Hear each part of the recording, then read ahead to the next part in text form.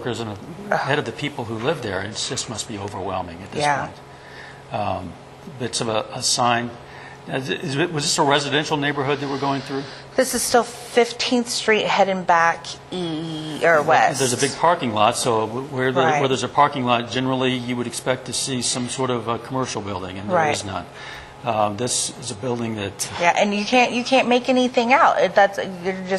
You're lost.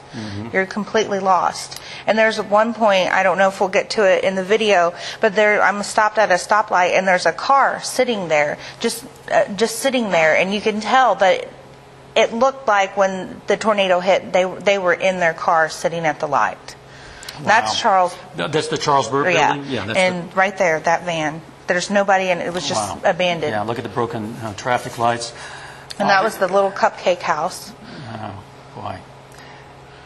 Yeah, a big part of a porch that was just torn off and put on the ground, trees down. You know that many of these homes, if not most of them, would have had people in them. Yeah. Fortunately, these structures, at least, are mostly intact. We tell people to go to interior buildings or interior rooms when a tornado hits, because those are the most likely to survive. In this case, even the exterior walls appear to have survived. But obviously, extensive damage, and many of these homes might not be inhabitable, at least on the short term. Right.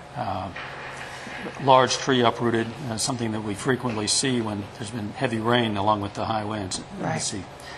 Was that the end of your video? Yes. All right, Krystal Albright, we appreciate your taking the time. We may be calling you back here a little bit later. We're going to be on air for perhaps another hour and a half. So if you stick around, we may be checking back with you. Thank you for that.